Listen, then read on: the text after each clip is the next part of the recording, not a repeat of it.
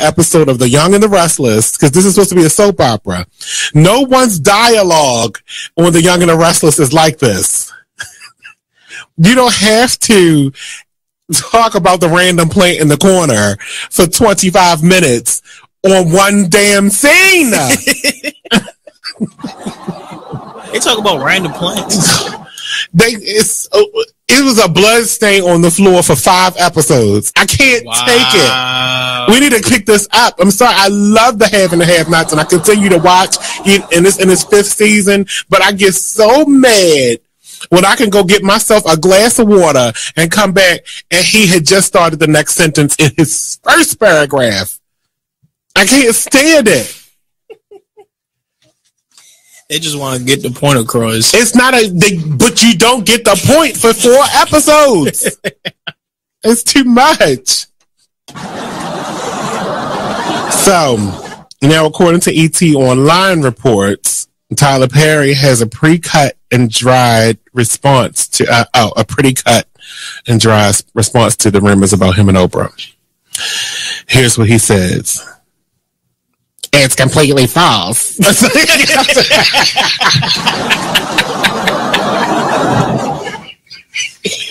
was that? That was your Tyler Perry impression? Oh, God. What? That was my Medea voice. Oh, gotcha. Nothing is accurate in this article except for mine and Oprah's names. That's what he said.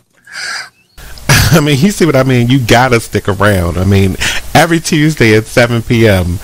I mean, they pay us to do this. So we go off. You are listening to BeExposedRadio.com.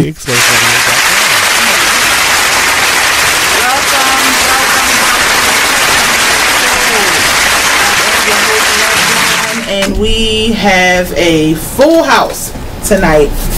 My co-host Leslie Swirl and Miss Lasha G, y'all already know. Hey. Tony Bling, y'all already know. But I have with me Mr. Paul Jackson. Yes, ma'am. And my brother. Check out this flashback from the Artist Exchange radio show. So you're your biggest asset. Mm-hmm. You have to practice self-care. Every entrepreneur has to practice self-care. You have to release yourself from toxic situations. Explain to us real quick, what is a toxic situation? A toxic situation is something that will control your mind, something that hurts you, something that you have to battle, toxic, hurt. If you're in a toxic situation, if you get hurt, if you get pain, if you get struggle, right? Mm-hmm. And if your spirit does not align correctly, that may be a toxic situation. So when I say you make that jump when your values don't align, you make decisions based on your values. And if those decisions don't align with your values, then that's when you say no. Tune into the Artist Exchange every Friday, 7 p.m. to 9 p.m. every Saturday, 12 p.m. live. It is with great pleasure that I welcome you to today's graduation ceremony. Students, when you hear the reason or reasons for your absences throughout the years, please exit the auditorium without your high school diploma. Once you've exited, remove your cap and gown and proceed into the unknown. Too tired. Family trip. Part-time job. Helping around the house. Sick day. Starting the holidays early. Just because. Starting in the 6th grade, students who miss 18 days or more of school in a year for any reason will fall behind and risk not graduating high school. How many days of school has your child missed this year? Absences add up. Keep track at boostattendance.org today. Brought to you by the U.S. Army and the Ad Council. You are listening to BeExposedRadio.com.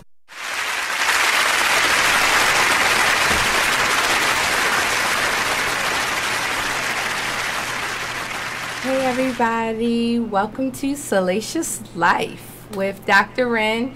It is our Hump Day discourse, and we will be talking dating tonight, and we will explore all avenues of dating. So one of the comments I got today talking to a client was that he didn't know how to date. He didn't know how to approach certain women of different demographics. We'll just say it like that. So he was saying he met this Hispanic woman. He didn't know what to say. He said, you know, talking to a specific type of woman might be a little different. So, you know, I'm thinking to myself, right? And I'm of mixed heritage, as most of you know.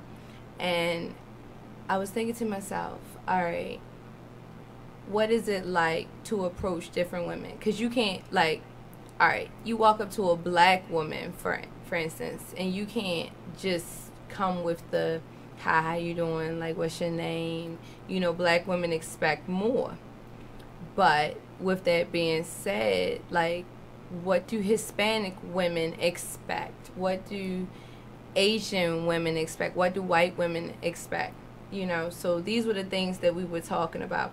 You know, he said, you know, when he walk up to black women, you know, he tries to, because you have to come, like, correct, because most black women, you know, he was like, are we doing this or not? You know, so I said to him, I said, all right, so that's the black women, right? You got to do something, say something that's going to catch her attention.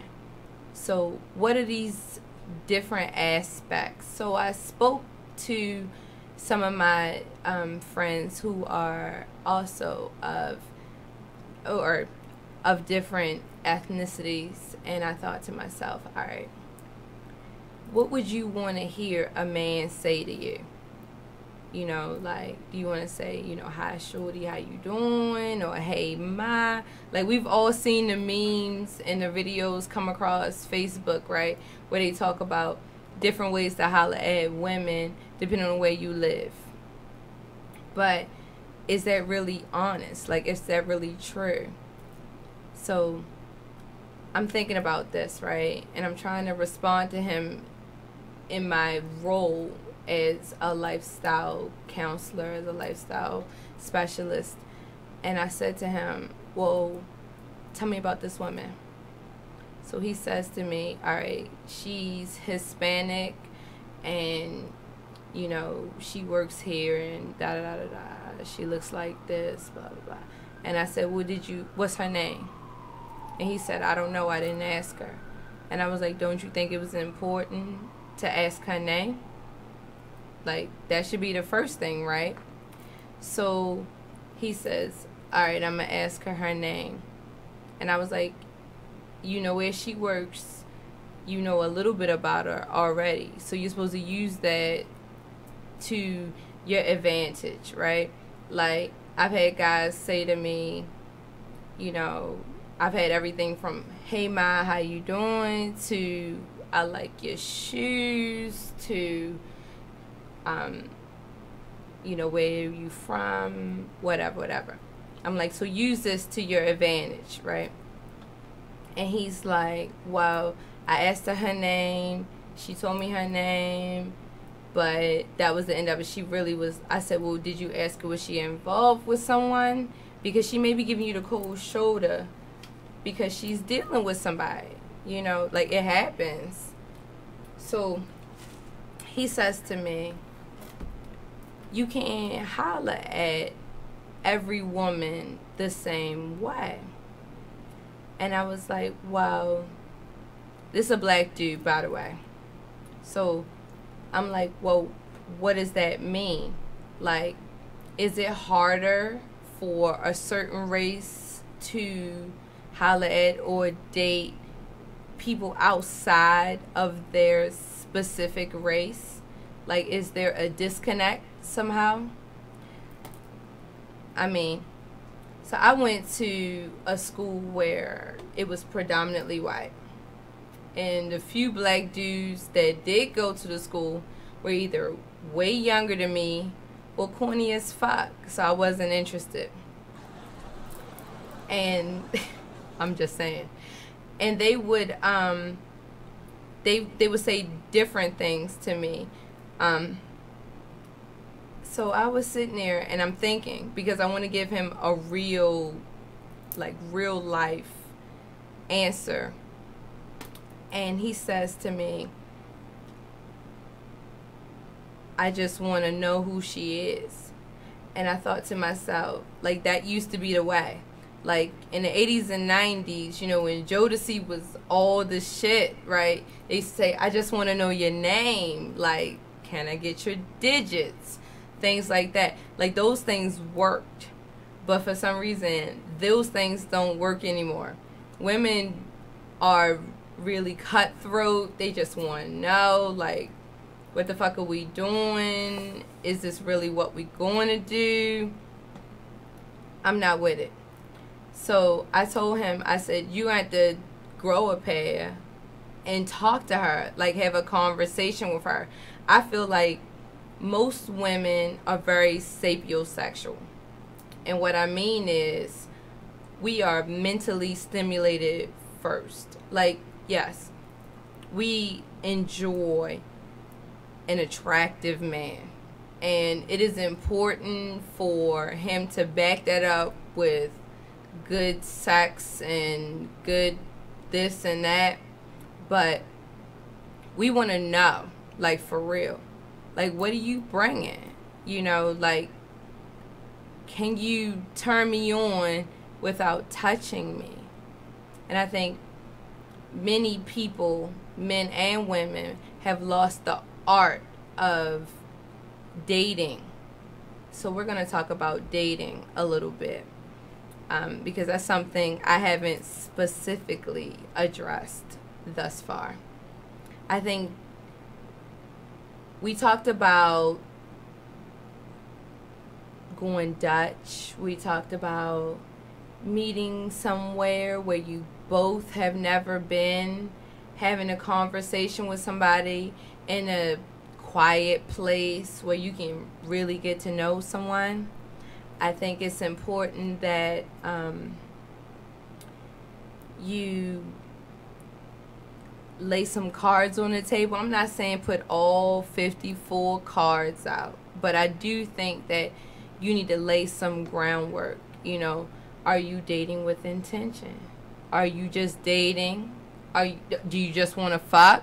Because that's okay too, but you just need to say that. You know, like, don't leave things out there, like, where you're not sure. I think that, and when you're, especially when you're trying to date someone outside of your comfort zone, which I would consider outside of your race, because you've grown up with a certain type of person, a certain demographic. Like, even if it's a social difference where you're dealing with your working class and you might be middle class, or vice versa, and you're trying to date someone who might be out of your demographic, I think it's important that you know, reach out and step up, you know, because it doesn't come easy. It's not one of those things that will fall in your lap. If you find a person attractive and they are not of your race and culture and ethnicity, you got a lot to learn. You know, I know many interracial couples. I mean, we got some famous ones. We got, just off the top of my head, we got like Robert De Niro. He married a black woman. He got a bunch of black kids running around here. You know, that's just off the top of my head. You know, like, and many people find issue with people dating outside of their race. I mean, we're all the same species, so what's the issue? Personally, I mean, I don't care. I'll date the United Nations. If a dude is treating me right, or a girl is treating me right, it is what it is. I don't care. But many people, they're not comfortable with that. So how do you talk to, like, what do you say to break that barrier? You know, people are already uncomfortable. You've got your parents for generations telling you, you can't, you know, like, I remember the first time I dated outside my race. My father said to me, you can't do this. I'm not going to support you. I don't agree with this. You can't date outside your race. Now, mind you, both my parents are mixed. So I'm sitting there thinking to myself,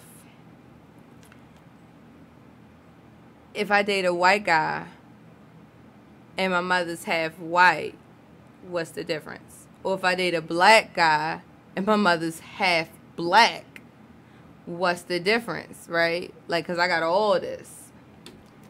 Like, what would really be, like, I really feel like ethnicity is how you're perceived, not really who you are. Like, you can be born half Native American and half black. Or you could be, I mean, in the United States, 90% of Americans are mixed with something because that's the way it's been, right? So how do you go from deciding what you are to who you are? That's my question tonight, and I want to discuss that because when you're dating outside your race, what does that mean? You know, or what is your race? Is it what you decided to be? Or is it who you are? Or is it how you're perceived? Like when people see me walking down the street, I got long locks, right? People see a black woman. What does that mean to them? They don't see a mixed woman. They don't see someone of multicultural. They see beautiful, sun-kissed skin, long locks, brown eyes. That's what they see. So they see a black woman. So we're getting ready to go to break. But I want you guys to think about that. When I come back, we're going to address how to talk to other races. So we're going to take a quick break, and we'll be right back.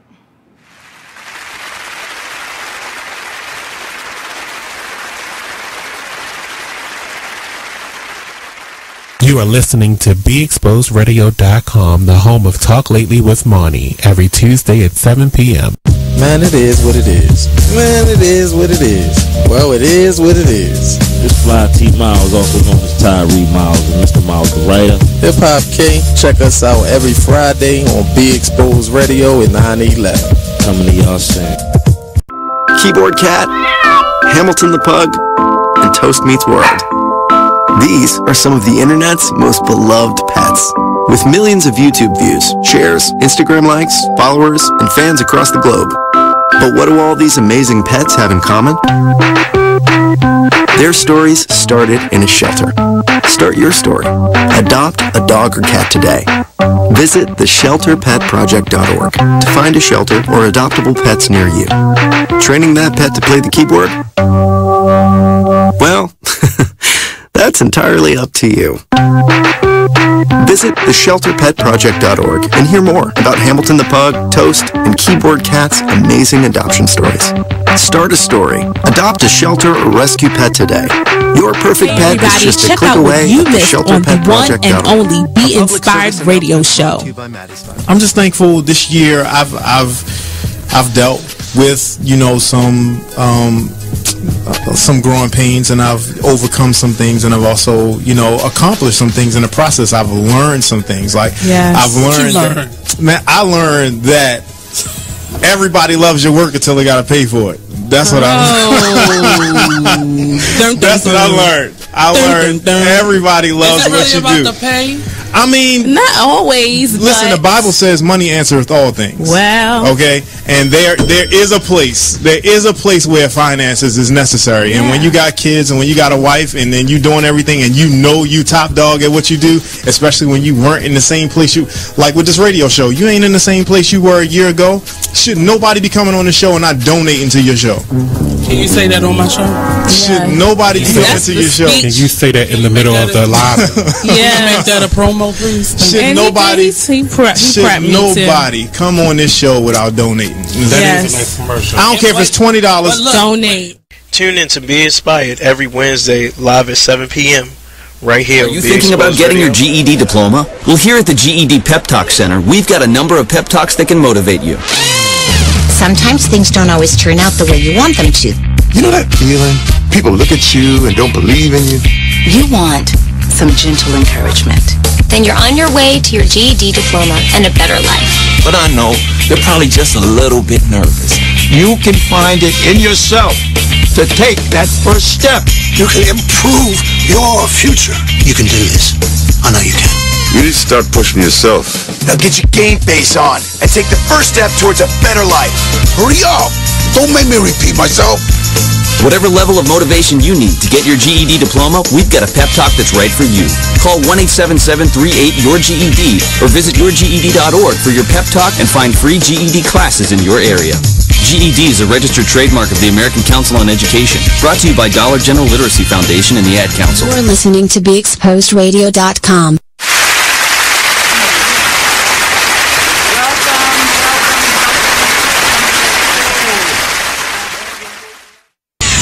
We're rewarding you for something you already do, listening to us. It's Radio Loyalty, and it's an easy way for you to get free stuff. All you do is sign up. Go ahead and click the banner now. You'll earn points as you listen. Points you can trade in for great products and services in the Radio Loyalty store. You can earn even more points when you share your favorite station with friends on Facebook and Twitter. Radio Loyalty. It's free to sign up, so click the banner to join now. You are listening to BeExposedRadio.com.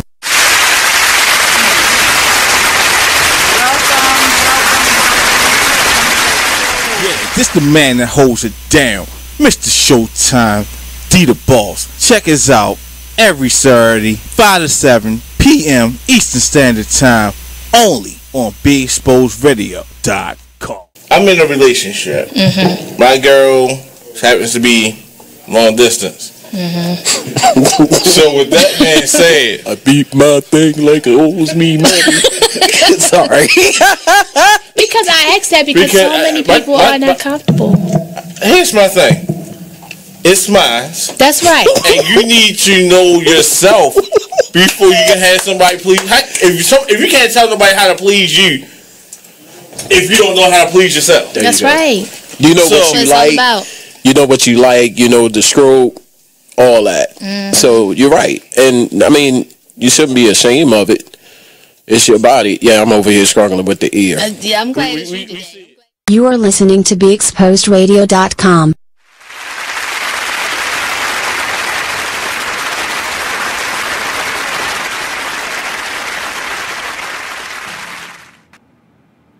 Hey everybody, we're back to Salacious Life with Dr. Wren. It is our Hump Day Discourse, and we are talking about dating, specifically maneuvering towards dating outside your race. So I want to understand, like, why is it so difficult for people to talk to people outside your race? Like, for instance, like, you're white and you see this dude, he's black, he's got nice jeans, he looks good, he's got that swag, he can speak really well, he's doing everything for you, right? Why can't you say anything to him? Or vice versa, because society still, though women are taking a more dominant role, typically speaking, and correct me if I'm wrong, typically speaking, guys take the lead when it comes to the initial interaction between a man and a woman. So why is it that guys can't speak to other people? So Matthew says it's society's pressures. So do you feel pressured by society to date within your race? Or do you feel society's pressures to not say anything at all? Like, what do you mean by society's pressures, Matthew? Like, does society tell you, does it dictate who you can and cannot date, like who you can and cannot fuck, like where you can and cannot go. Like they're talking about this company that's putting microchips in their employees' hands. Like, so what is that going to mean? Like, are they going to be monitoring where you go and what you do and what you buy and how you live, you know? So Matthew says to date only your own race. But then Matthew, what does that mean, to date within your own race? Like, most of us, at least as black people in the United States, we're not, I'm just going to say this in quotes, purebred. You know, most of us have some sort of white, or, you know, because of, you know, maybe the slave trade and slave masters having children with black slaves, or they've you know, mixed with Native Americans, or, you know, anything. So what is your race? Is it just what you're perceived as being? So you can only date within certain parameters of what you're perceived as being? Is that what you're saying, Matthew? I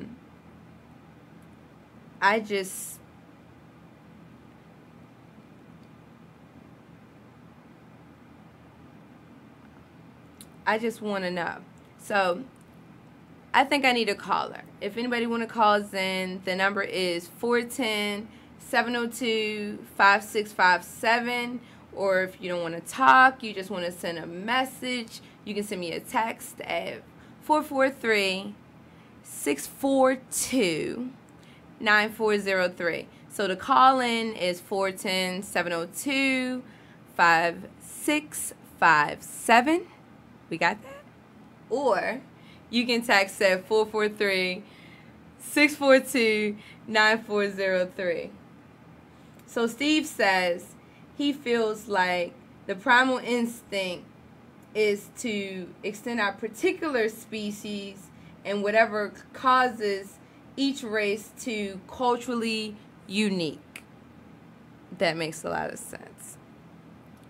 I think that it is our humanly duty to expand who we are and to move in a certain direction. Now, mind you, Steve is mixed, you know, so he has two distinct cultures coming in.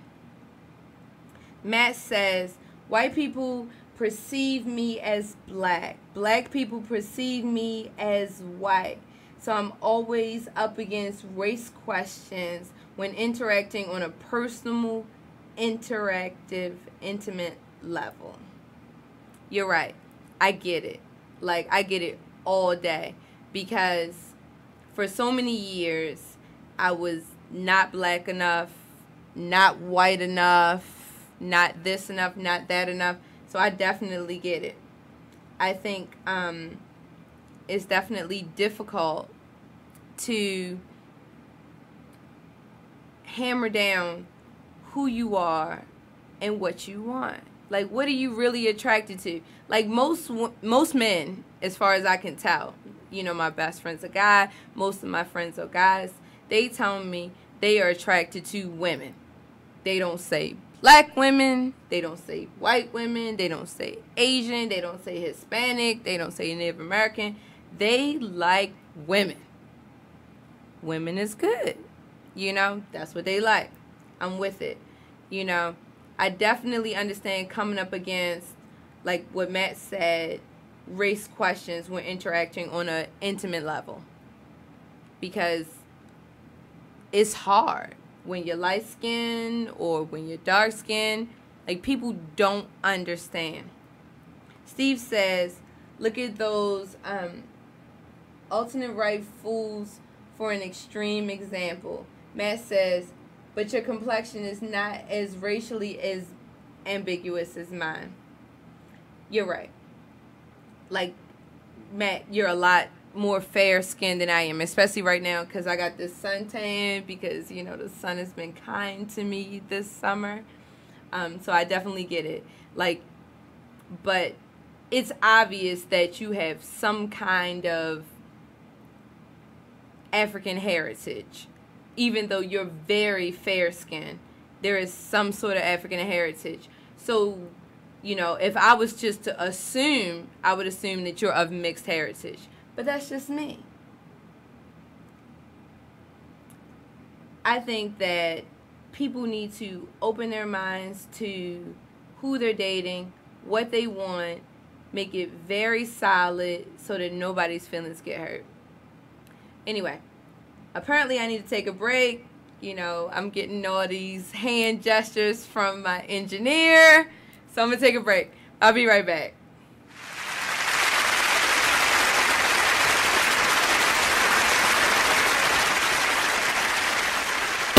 Free stuff for you just for listening to this station.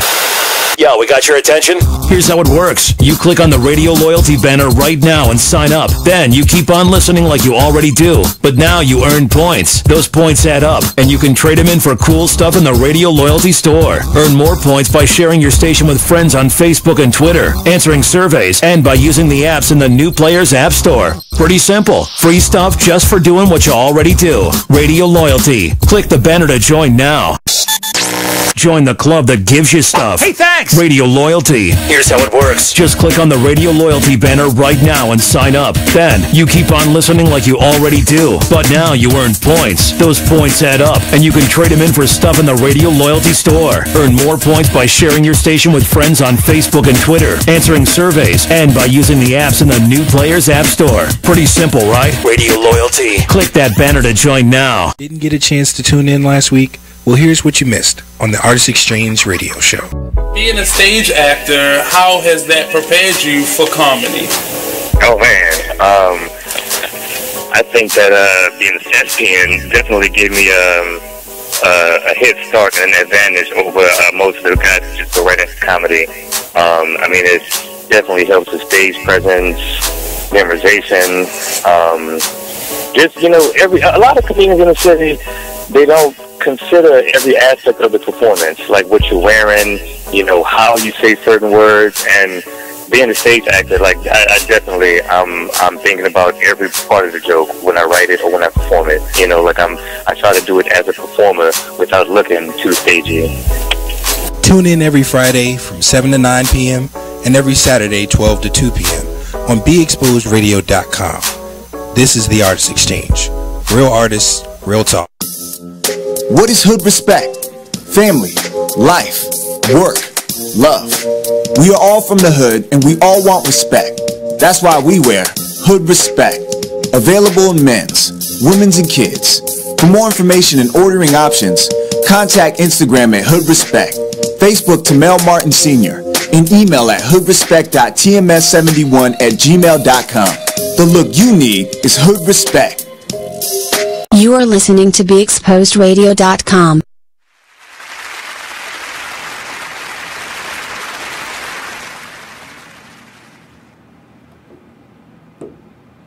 And I'm back. Did y'all miss me? No.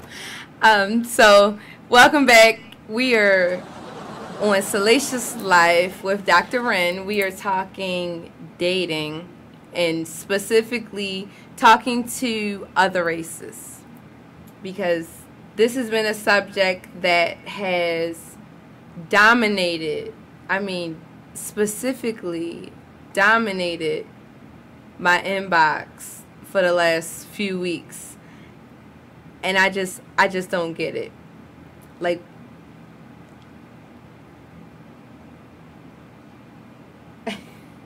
so Steve says, I couldn't find an Uncle Tom to interview. No, Steve, I could not find an Uncle Tom to interview.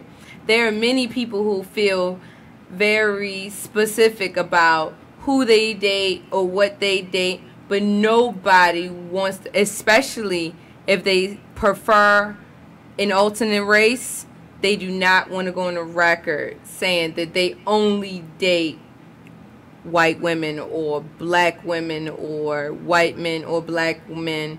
Like, they just don't want to say it. So my thing is this is what your choice is. Why is it that you're not willing to sit here on a video and say, this is what I do, and this is why I feel the way I feel. Like, I know dozens of guys, white guys, only date black women. They tell me it's because they never felt more supported by black women.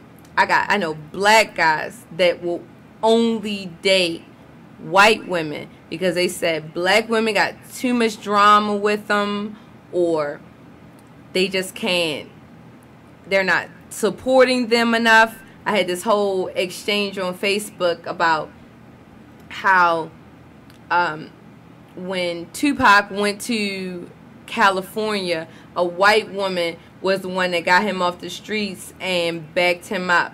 So, you know, he was like, I'm going to only date white women because white women only know how to support black men.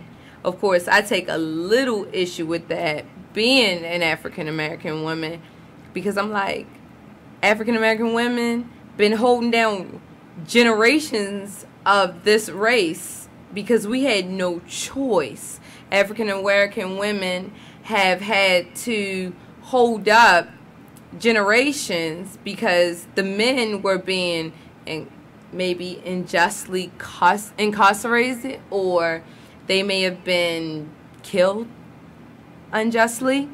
So these are all things that I take issue with. So I'm just looking to understand. So Steve says, wonder about some of them cats you went to school with.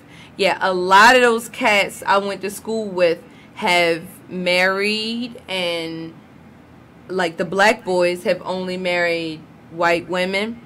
And I wonder how much of it is taught, or how much of it is convenience. It's what you know. Like when you go to school with a bunch of white women,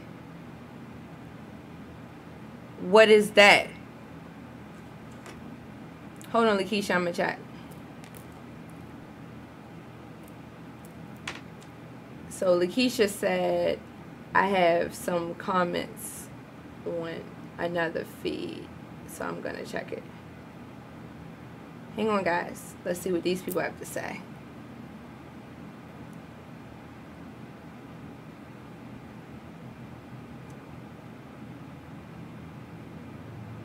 So, Victoria says, I'm biracial. If one of my parents thought that way, I would not be here. You're right, Victoria.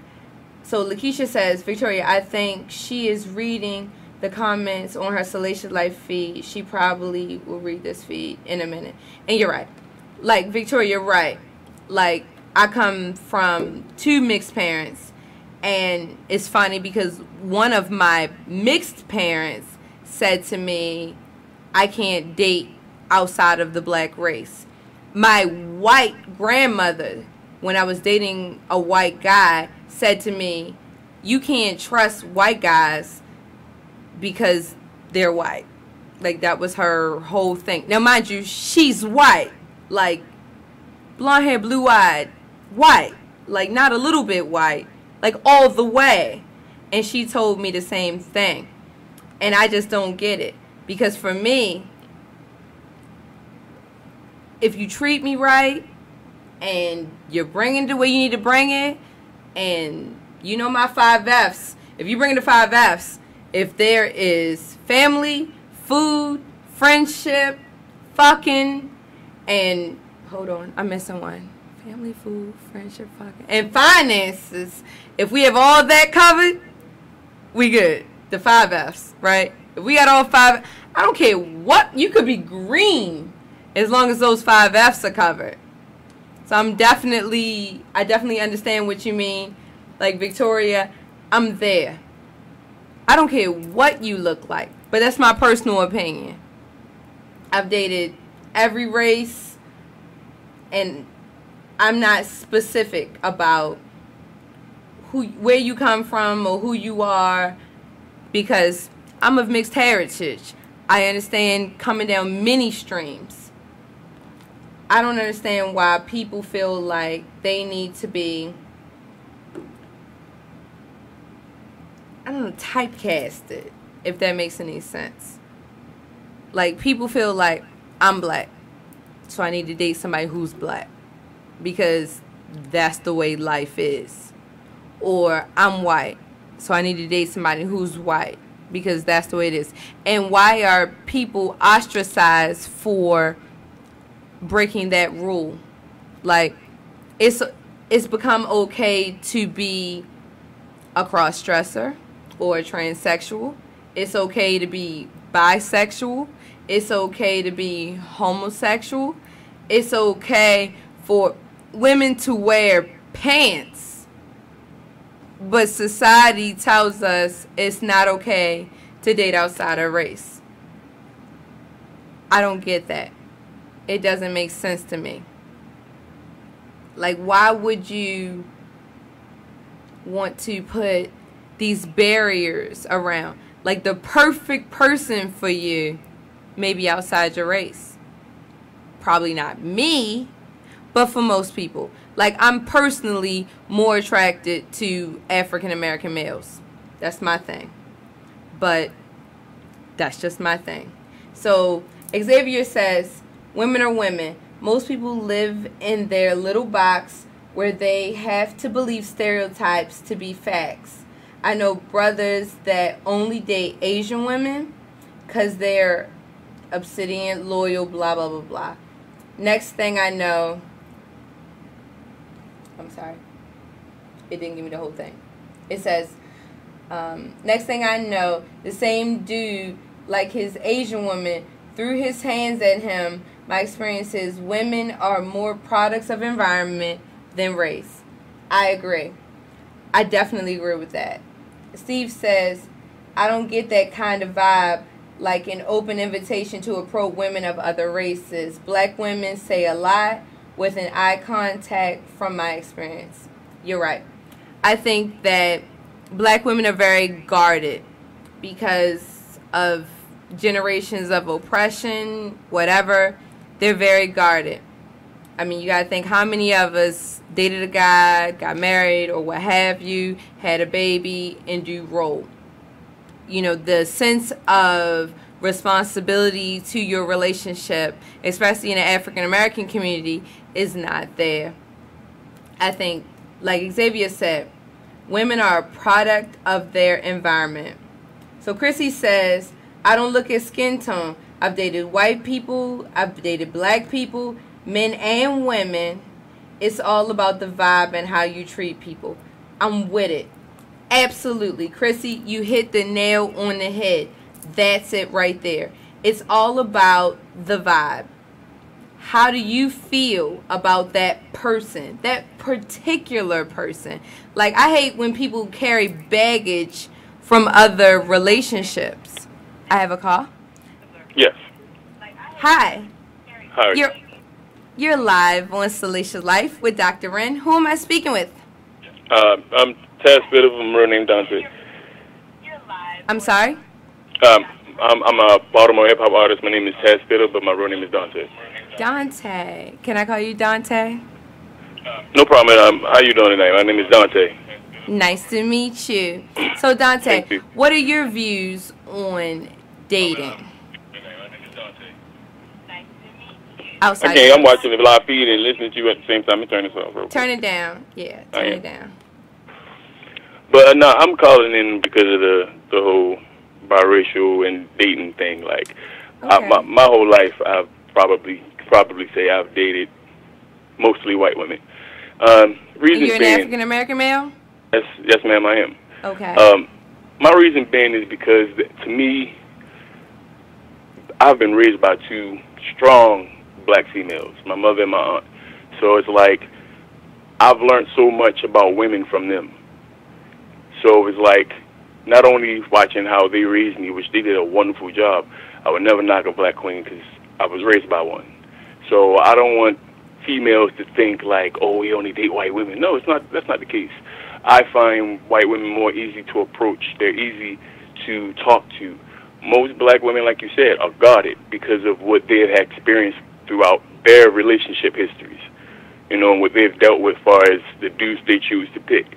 A lot of females want what you said, the 5 S's: finances, fucking, family, you know, and all that other stuff, which is cool. You're supposed to want those things. But at the same time, they always go for the dudes that have everything. You know, like the ready-made package. Yeah, exactly. So my whole thing is you have to go by, you know, what they're actually doing to acquire the things they have acquired in their life.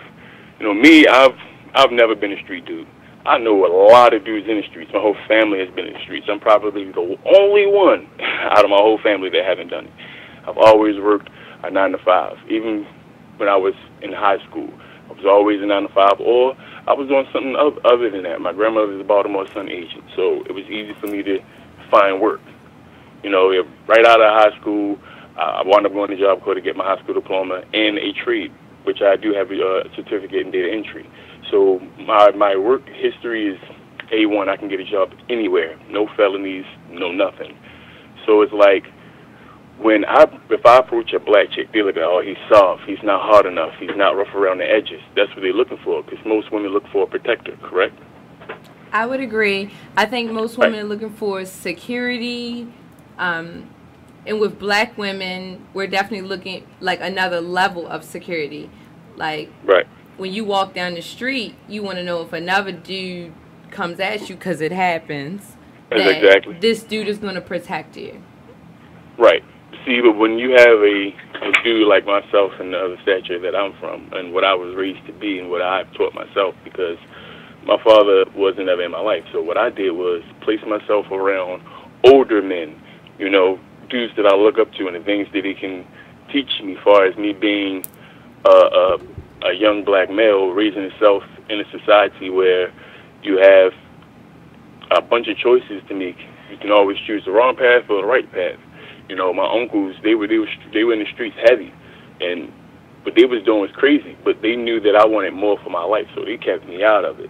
And, you know, I appreciate them for that, because they taught me how to work for what I wanted and not just have something handed to you. Easy money is easy, but when you're going into the workforce, it's hard, because you do have to deal with the racial tension that we're experiencing right now in America, period. Absolutely. No matter what race you are. Everybody has it hard. You know, absolutely. You know, so I don't understand why, you know, dating outside your race, whether it be white, Caucasian, Hispanic, whatever it may be, is so frowned upon when you're a black African American. That's my whole question to everybody. Actually, so I have a comment here that says, white women in the inner city are just as guarded. Oh yes. So, do you find that you have the same issues with white women as black women if you're trying to talk to someone from the city? I would totally agree, because when you're raised in a city that we live in, Baltimore, period, you know, it's the mindset. It's the things that attract people to you. You know what I'm saying? So it's like, if you find someone that's different than what you've experienced, it's hard to adjust, because you're like, well, this is different. You want to experience with it, but at the same time, you're like, well, if it's not what I'm really wanting, I'm going to have some side piece or whatever the case may be. This goes for women and men. Right. And, we're all the same. And it's like, well, will my friends approve of this? Will my family approve of this? It's a lot of things that go into. So what has been your experience with your family and friends approving? Oh, well, as far as my family and friends, I mean, I take what they think and how they feel about it with a grain of salt, because my whole thing is, when I first jumped into the whole relationship thing, I've dated black women. I've dated them, and to be truthfully honest, it was the first ones to actually break my heart. So it was like, wow, if she can do that, and a white chick can do that, what makes them different? Right. When in life, when you're trying to find somebody to build with, you have to find somebody that's willing to accept your past, your faults, and just try to make you better. Absolutely. It don't matter what color you are. Like you said earlier, don't matter if you're green, purple, yellow, it don't matter. What you're trying to do is find somebody that has the same mindset as you, wants the same things in life as you, and have the same goal. That somebody that sees your vision and that is willing to help you bring it to light. Right. Dante, can you hold the line? I need to take a break, but I want to get back to that. No problem. All right, guys, we're going to take a quick break. This is Salacious Life with Dr. Wren. We'll be right back.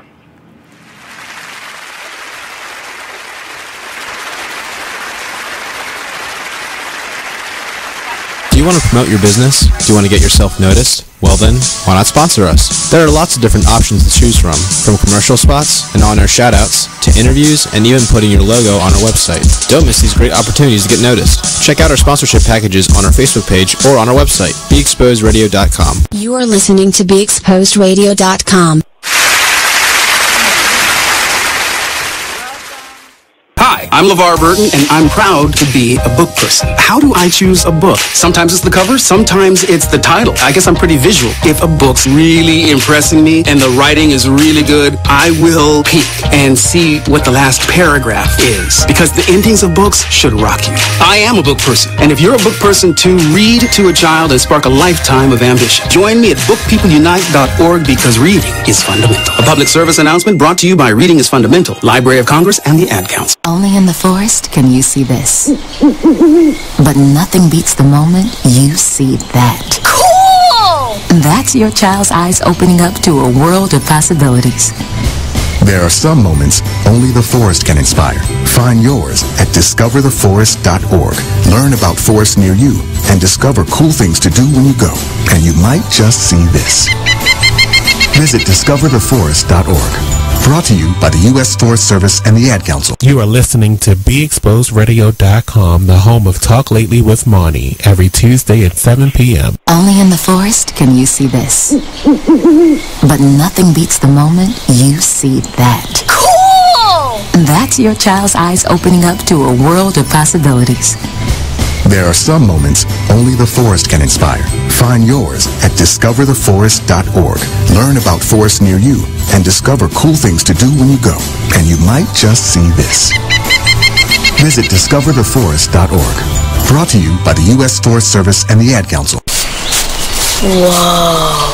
The moment my son saw a redwood tree. It's huge! Is the moment I knew that for him, You can't even see the top of that thing! even the sky has no limit. There are some moments only the forest can inspire. Find yours at discovertheforest.org. Learn about forests near you and discover cool things to do when you go. Your moment is out there.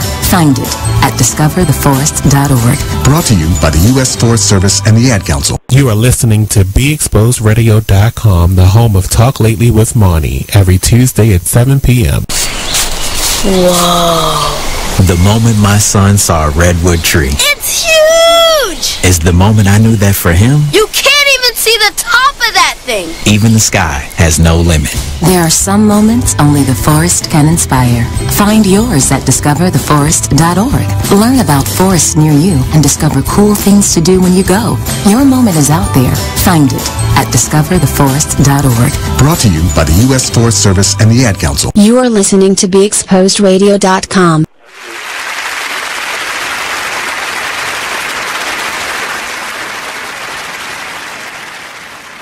Hey everyone, we're back, and thank you for listening to Salacious Life with Dr. Wren. We are talking interracial dating, and do I still have Dante? Yeah, you sure do. Thank you. Please continue, because I really want to understand why you feel strongly about dating Caucasian women versus dating African American women. I mean, I don't really feel strongly about it. It's just that that's just who I felt as though I connect with. And my whole thing is I haven't dated a lot of women. I've had female friends and all that stuff, but like far as actually in serious relationships, I always find myself in a serious relationship with a Caucasian woman. But like I have 2 kids of my own, and their mother is white, you know, and my whole thing is, like, I just recently sat down with her father. He actually came up from Florida, and he spent, like, 2 weeks up here.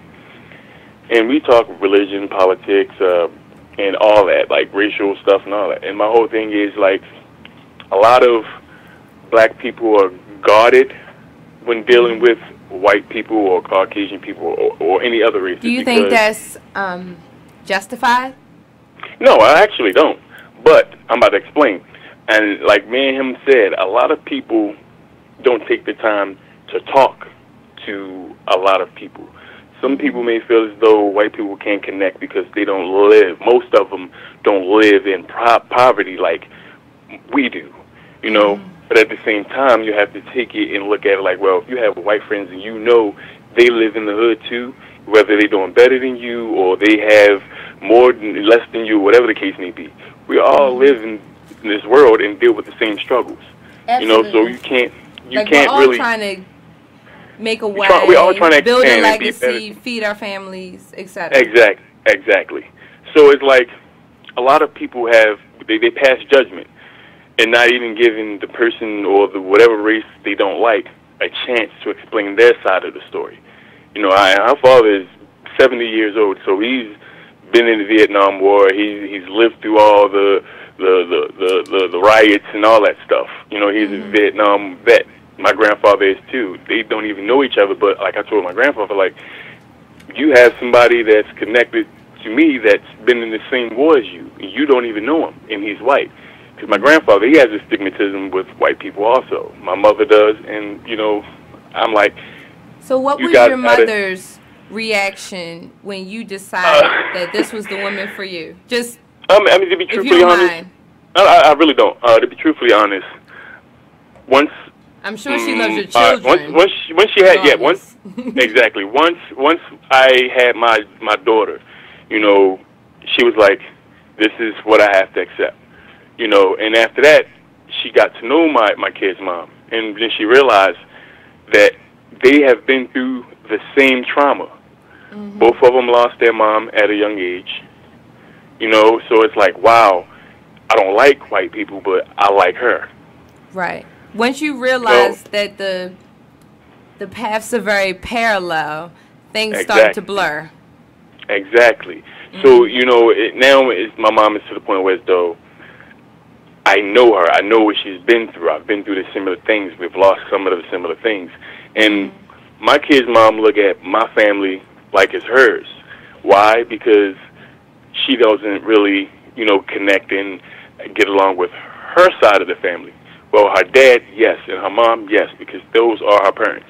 And I've met both of them, you know, God rest her mom, you know, because she looked at me like I was her son. So, and my vow to her mother before she passed was, you know, your daughter is the mother of my kids. And I am going to make it my duty to take care of her and make sure she's straight, whether we're together or we're not. Because at the end of the day, she is the mother of my kids. You know what I'm saying? So, for me personally, I really don't care what religion you are, what color you are, what your lifestyle is like. Long as you have a positive mindset and you understand where I'm coming from and what I've been through, and I understand where you're coming from, what you've been through, you can build from there. The solid thing about a relationship, no matter if you're dating inside your race or outside your race, base everything off of friendship first. Don't go in thinking, we talked about the 5 Fs. Right, exactly. The first, but a lot of people don't do that. One of my 5 Fs, well, the first one was family. The second was friendship. So you guys go back and listen a couple episodes ago. I talked about them, and I ranked them in what I thought was order of an importance. And family was first. Friendship was a close second. Right. But see, that my mindset has always been based off of friendship. Because if we have a friendship, it's nothing that can break that bond unless you two break that bond. So nobody else can come in between. Society has, like, I'm sure you get a lot of flack for dating outside the race. What does that feel like? Nothing. Nothing. I just let it roll off my back because my whole thing is we are humans. The key word in humans is hue. We are human race. Hue means color. We're made in different shades of whatever. You know what I'm saying? So for me to pass judgment off of who someone else is dating, that's none of my business. Because, you know, even black people, when we were dating inside our race and we walking down the street, another black couple could turn their nose up just because the way you look or the way you carry yourself. The way you look, the way you dress. Or for me, it's typically just always the way I speak. That too. It's because a lot of people, like I've done, like by me being a hip hop artist, when I do other interviews, they're like, wow, where are you from? I say, I'm from Baltimore. You don't talk like you're from Baltimore. Why? Because I talk articulate? Because I use my vocabulary properly? That could be the reason. You know me. I think the best woman in the world is the type of woman who can turn you on, send you those salacious text messages, and use proper grammar. But that's just me. Yeah, but you know, and that's me. And that's my whole thing. I can turn on the hood side whenever I feel like it, or when I'm kicking it with my friends or my family, because that's just how we talk and we communicate. But when you conducting business, like me being an artist, you sit in a lot of business meetings, or see when you go and get a job interview, you have to talk properly. Because if you go in there with slang and all that other stuff, they're gonna look at you like, you really think I'm about to give you this job? Nah. You know what I'm saying? You can't. You know what I'm saying? So you can't go in there and take the hood with you. It's okay that you are a little hood. You can be rough around the edges, but make sure that your core purpose when you go into that job interview is that you want to secure this bag. You don't want to be in there talking reckless, because they're gonna look at you like, okay, yeah, we're not gonna hire you. You know what I'm saying? So it's like you got to know when to use it. No, not saying go be a sellout. No, don't do that. That's not cool in any book. But carry yourself with pride. Don't go in there with a lack of confidence just because you know your background and your history and where you live and who you hang with and what you do. That stuff don't define you. Who you are as yourself and being a human being is what defines you. Dante, hold the line. You know we got to get paid, so we need to run these ads real quick. We'll be right back with that. We're going to start with being yourself.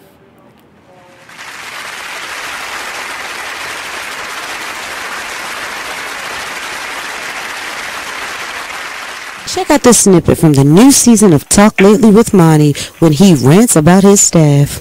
Great. Can you come on. I told you stop touching that button. Why is it so loud? God. Did you turn one all the way up again? Do I have to come in there? God damn her. If it was going right, I would let you do your part, but I'm sorry, but it's just not functioning the way it's supposed to be. I told you mind your business. Well, Monty, if I can comment on the Jennifer Holiday situation, I know I'm live on the air. I'm sorry, 1 second. Okay. I know I'm live on the air. This is why this whole show is called Talk Lately. Anyway, let's get back to every Tuesday at 7 p.m. only on BeExposedRadio.com. You are listening to BeExposedRadio.com. Alright, we're back with Salacious Life with Dr. Wren.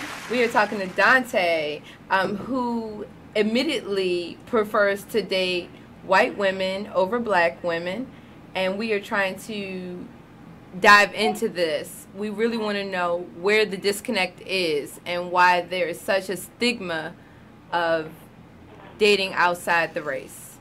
Dante, you there? Sure. So, Dante, real quick, I don't want to hold you on the line forever. No problem. But do you find... all right. My thought is this. I know you've dated black women in the past, and it didn't work out. Many people, like, there's I don't know how to describe this. There's like I think it's a false, thing going around saying that black men prefer to date white women because they're more submissive. Oh, do you agree with that? No. Do you feel like white women are more submissive than black women? No. I'm gonna address that. I can elaborate. All right. I just got out of a 4-year relationship with this other Caucasian woman, and I'm gonna tell you right now, she's straight from the hood. She carries herself like a black chick, and I found myself almost being overly submissive to her because I loved her that much. I even got to the point where, as though, like, my kids had moved in with me, because I've had both of my kids since they were 6 months. My daughter's 10 now, and my son is 7. And wherever I go, they go with me. We're a package deal. So, absolutely. Yeah, exactly. So, by by me not having my father around, I always said I wanted to be a strong presence. I wanted to have a strong presence in my kids' life because I know what it's like growing up without a dad. I didn't want that for my kids. But anyway, like, I think it's all about where you grew up at. If you grew up in the hood and you in your 30s now, you have the mindset of being in the hood. So where you from, you carry that with you wherever you go. Mm-hmm. You know, I carry Baltimore with me everywhere I go because Absolutely. That's where I'm from.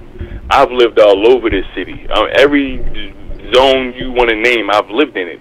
Or I've had family that lived in it and I visit. So it's like, it's not that I have any type of, you know, disgust against dating my own race, because I would love to find somebody in my own race that has the same mindset as me. But it's like, it's hard to approach a black female because, yes, they're strong. I'm strong too. But at the same time, it's like we both have to bow down to each other and meet somewhere in the middle. Do you feel like black women aren't as willing to meet you halfway? Not exactly, because like I've got to the point where as though I've gave up on trying to mess with anybody, because I always told myself once I got out of my last relationship, I was going to go get me a chick from the motherland. I was going to get me a chick darker than me and get to know my actual roots. Let me just say, let me make the record clear. I was born on the continent. If you were watching the feed, I am not the darkest berry in the patch. We come in all flavors, size, shapes, forms. We got blonde hair, blue eyes, brown hair, brown eyes, I've done my research. Light. We come in all flavors from the continent. I've done my research. Shout out to my me. sisters from the continent. I've done my research. Believe me, I'm not jumping into this conversation blindly at all. So, but it's just that's who I've always found myself attracted to Caucasian women. I have nothing against black chicks, none of that. I would date one. Do you think that black Americans I know my mother will have probably a chip on their shoulder versus black people from other continents, other countries? Mm-hmm. Yeah, I mean, I always wanted to date a Chinese chick or Asian chick. I've seen all types of chicks, you know, Trinidadian from Barbados and different ethnic groups. It's just like, it's something that intrigues me about learning about all races, all creeds, all regions, because you never know what a person can teach you.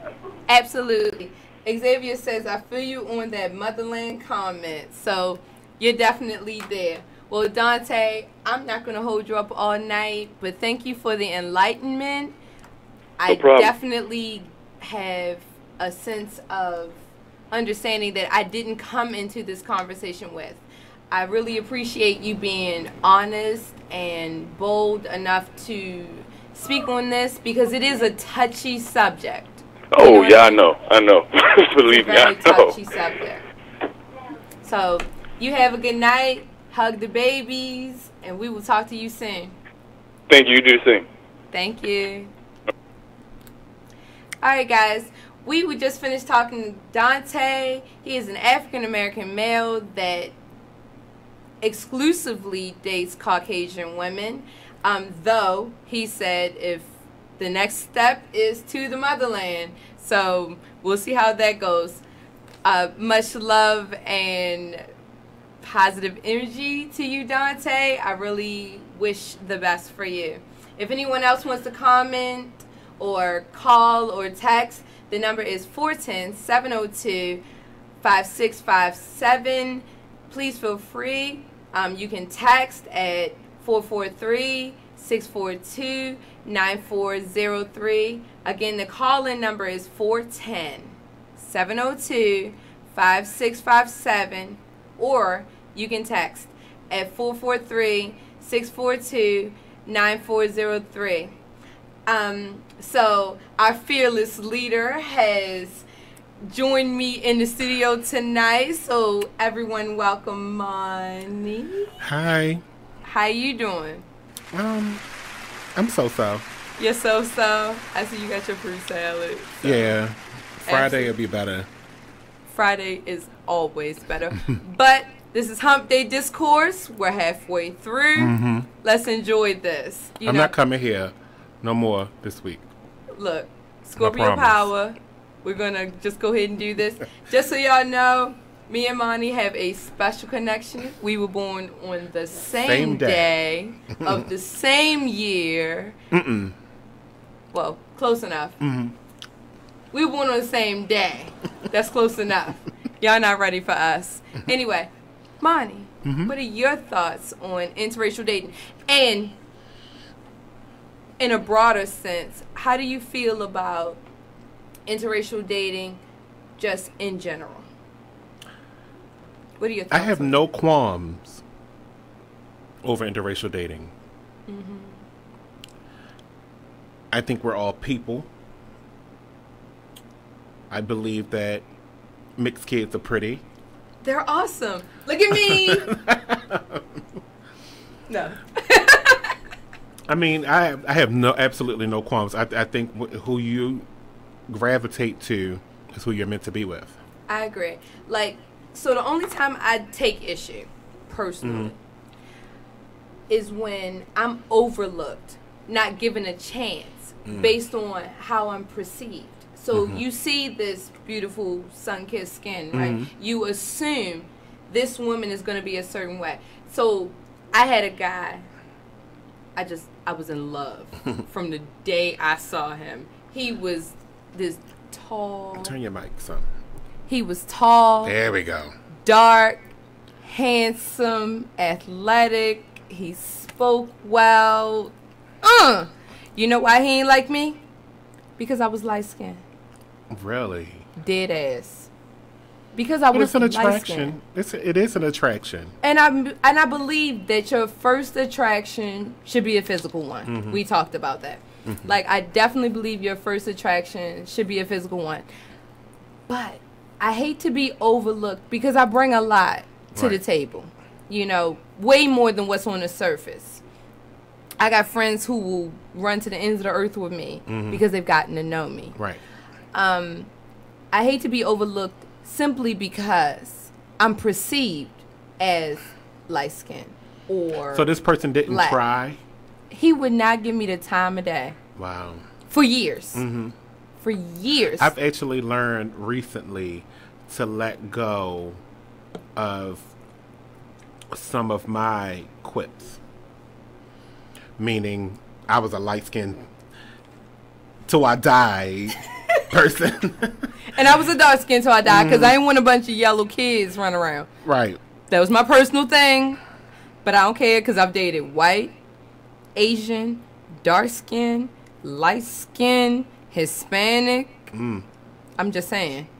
Because I figured out that it's not what the person looks like, but how they're treating me and how we vibe.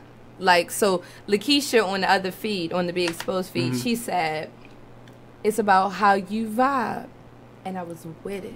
Hold on 1 second. Or, not Lakeisha, Victoria. But Lakeisha led me that way. 1 second. That was the best piece of honeydew melon I've ever had in my life. Because sometimes, continue. Look, you know I'm a glutton to our senses. That's a Scorpio thing, guys. We are a glutton to our senses. All five. So if it looks good, tastes good, smells good, sounds good, feels good, we're with it.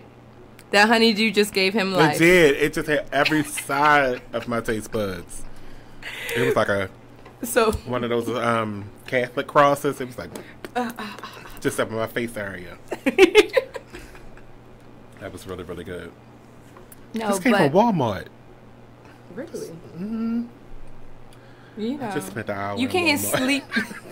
You can't walk in Walmart and just get what you want. I went in Walmart last night for the first time in a long time. It's been a while for me too. It's been a long time. I went in there to get heavy duty zip ties only because the Home Depot was closed. And that's my store too. I love Home Depot. I gotta stay out of there. How do people not love Home Depot? Like, there's my interracial dating. I'm in love with the Home Depot. Fuck black, fuck white, I want a Home Depot in my life. Can I marry Home Depot? We can have a small wedding. We can go to the courthouse. At Home Depot? I want to marry Home Depot. I'm just saying. In the garden section. Ooh. You make me want to rub myself. I love Home Depot. You make me want to rub myself. I want to look at the feed. So, what are we talking about? Shit, you got me thinking about Home Depot. Interracial. Interracial dating. I do agree with vibing with someone. Mm-hmm. And trying to, you should have some sort of physical attraction to a person. Because you got to fall back on something. What if y'all quarrel? Right. You should be able to fall back on, well, at least he fine as shit, or she, good as shit, or that pussy is excellent, or his stroke is out of this world. Mm-hmm. You should be able to fall back on somebody. On something. I'm sorry. Right. Or on somebody. Or somebody. Look, preferably somebody. But I don't think you should.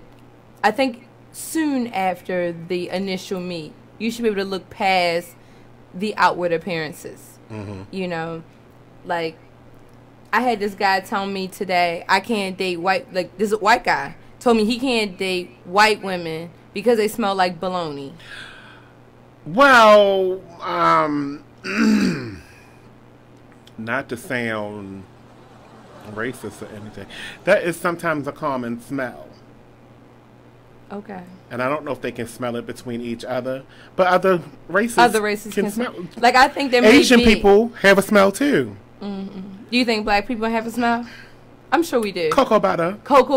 Because the guy told me I smelled like chocolate the other day. Mm-hmm. And I was sniffing myself, and I was like, what the hell would make me smell like chocolate? Cocoa butter. Oh my gosh. One smell. That's one. So Xavier says Indian people have that that petroli, not petroli. What's it called? I call it what do I call it? Not Cajun. It's like a curry smell. A curry smell. Indian, not Native American. No, Indian. They do. They got a curry smell, and it irritates me to no end. They do. And I wonder how much of our external smell has to do with what we eat. You know how they say women should eat pineapples because it makes our pussy smell better? I just wonder. But let me just say this. We got to go on a break. Because we got to get paid. This Salacious Life with Dr. Wren will be right back.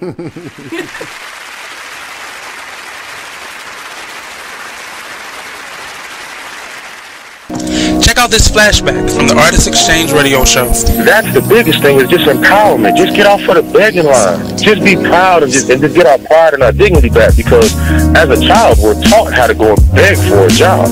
Our parents, they literally taught us how to make sure you pull your pants up. Me, I'm 6'7", so I'm a bigger man. I was always taught how to not be threatening or intimidate people when I go into different interviews or different scenarios. And so we're literally taught how to condition ourselves, condition our speech, everything, in order to go and beg these people for a job, because we know when we walk in the door, I have to tear down 10 stereotypes before I get past hello.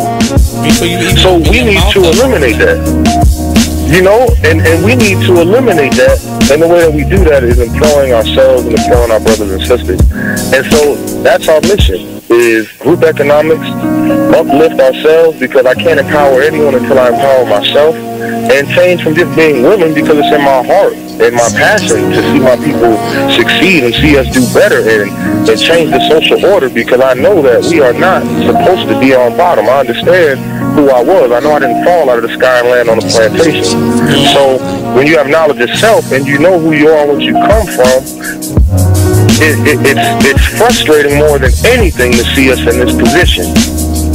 Tune into the Artist Exchange every Friday 7 p.m. to 9 p.m. every Saturday 12 p.m. to 2 p.m. live on BigSmokesRadio.com. You are listening to BeExposedRadio.com, the home of Talk Lately with Monty, every Tuesday at 7 p.m. So, Jacqueline. Yes, Mom? I wanted to talk to you about something, and... Oh, wait, hold on. I just got a text. Oh, there's another one. Wow. Busy me. So, anyway... Oh, wait, Mom. I just got a message. My friends keep commenting on my comment. Oh, there's another one. So many comments on my comment. Oh, I can't wait to watch TV tonight. Playoffs! Hey guys, check out my new video game. Pew, pew. Wait, Mom, what? Huh? What? Hold What'd on. you say? Wait a second, what? This weekend, unplug. Take your family to the forest. There's nothing in the world like experiencing nature firsthand. Trees, paths, bluebirds, streams. Getting closer to nature can get you closer to your family. To find the forest nearest you, go to discovertheforest.org. Brought to you by the U.S. Forest Service and the Ad Council. Man, it is what it is. Man, it is what it is. Well, it is what it is. This Fly T Miles, also known as Tyree Miles, and Mr. Miles the writer. Hip Hop King, check us out every Friday on Be Exposed Radio at 9/11. Coming to y'all soon. You are listening to BeExposedRadio.com. They made these forks this way so it could be. Are we back? We're back. I'm sorry. Me and Monty were talking about fruit because, you know, the things we eat apparently affect the way we smell. Xavier says, yes, Indian people have a smell because a lot of their cuisine is onion heavy. Oh, it's onion heavy. Onion garlic heavy. That's not an onion smell. That's not an onion smell. Look, I love me some caramelized onions. That's a spice smell. It's a spice smell. It smells like curry. I mean, you know, I wonder, like, I eat a lot of spices. I wonder, like... But they do. They eat us a lot of spices. Like, so I understand it. Right, but it's just not your taste. It's not. Not when my office used to be in the basement. And you had to come down and work with me. And there's people who don't believe in certain deodorants and I had to be like that. You know what? Check this out. Next time you need me, call me. I'll come out to you. You can't come in my office because that smell lingers. Yeah. It's strong. Like you sit in my chair, it's stuck there for a second. I can't do it. We gotta make a different change. We gotta make different moves. I hate that smell. I really do. Like I told her, maybe we could do our audit somewhere else. Absolutely, you can't do it in your office. But I apparently, think she overheard me. The real tea is that I think she overheard me talking about her to one of her coworkers. Look at me, HR. But it was serious to me. I actually told my boss and everything. I really seriously cannot deal with that curry smell. I said I don't know if it's something real. She's bringing for lunch, but it don't.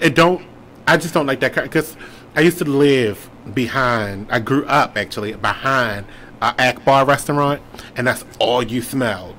So and for you, it's just it inherently makes me want to just I gag like. Oh, what you having for lunch? Curry. And your food. So, Monty will not be dating any Indians. And it's not about your race. And he just can't do the smell. Schmegma smell. Your aroma. You know, the aroma. But, so I've had people say that they can't deal with other races because of that. I've had black guys say that they don't want to deal with fake hair, which, of course, I take offense to because I grew this.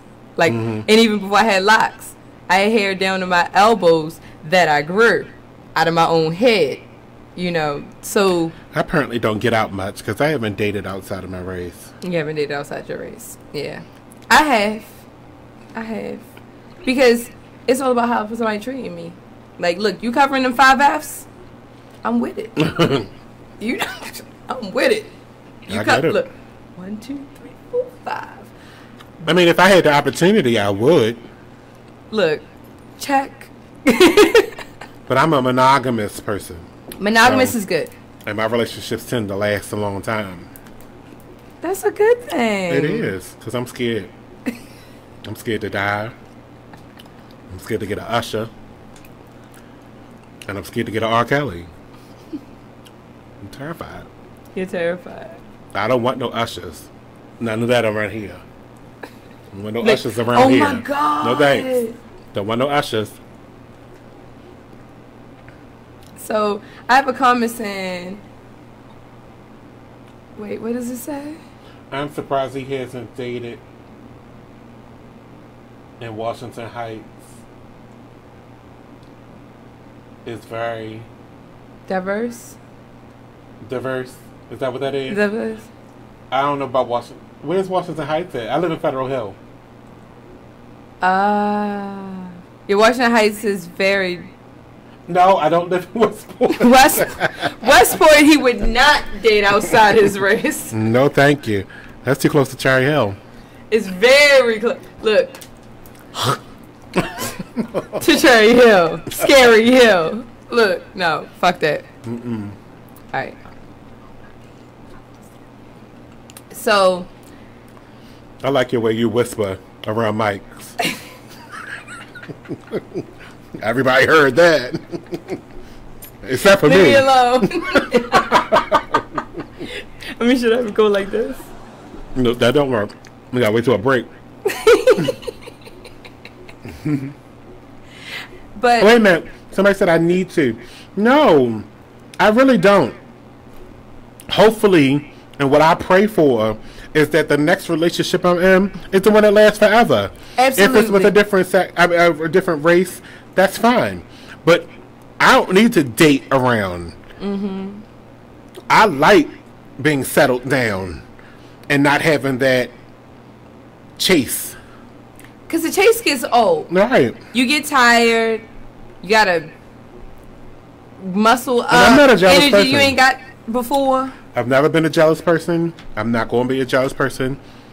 You cheat, you out of here.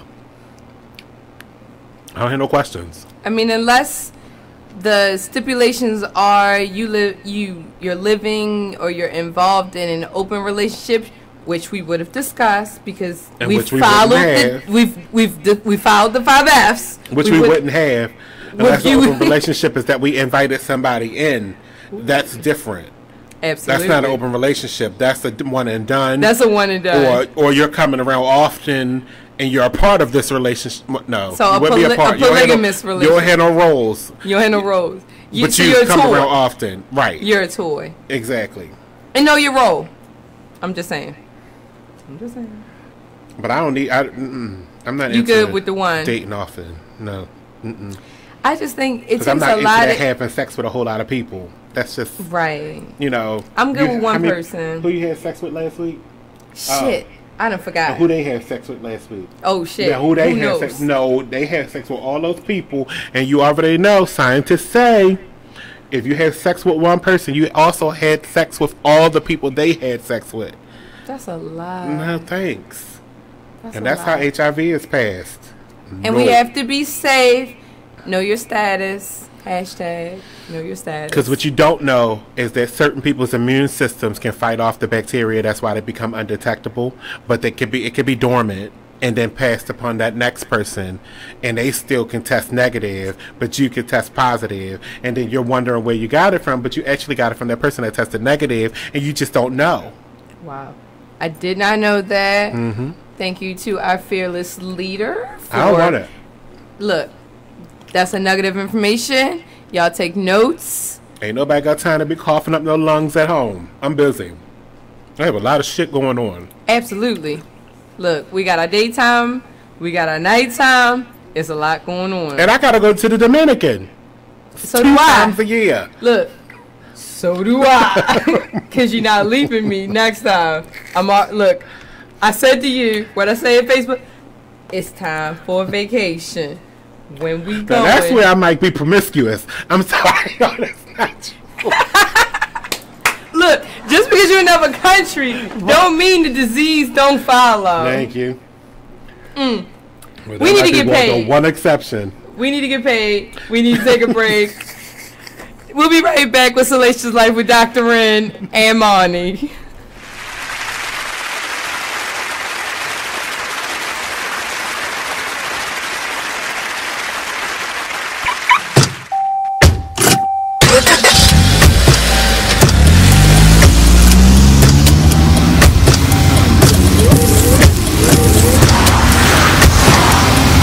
Driving has a rhythm all its own. Don't wreck it with a text. Before you get behind the wheel, silence your phone. Or better yet, designate a texter. For more text-free driving tips, visit stoptextstoprex.org. Brought to you by the Ad Council and the National Highway Traffic Safety Administration. Green light. Hey girl, school zone. I'm getting hungry. Car changing lanes. You want to meet me for pizza? Stop sign. Intersection clear. Yeah, street. Pizza sounds good. Ballin Street? Girlin Street! It's hard to concentrate on two things at once, like texting and driving.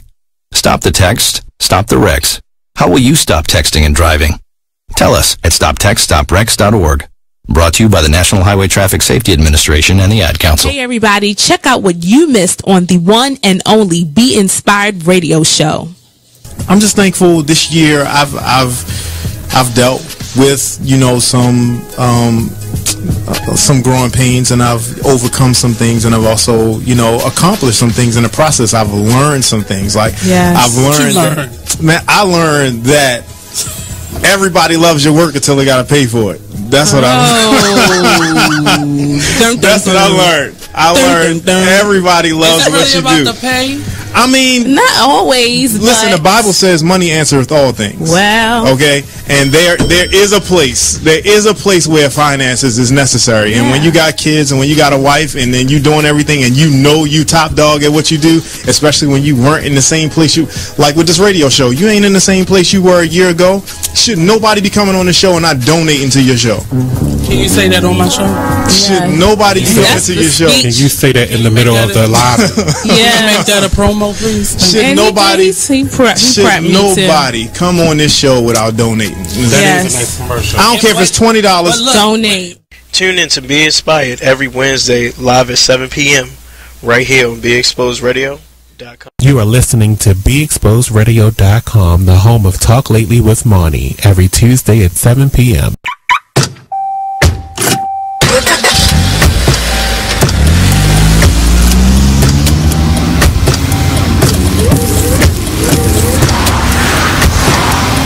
Driving has a rhythm all its own.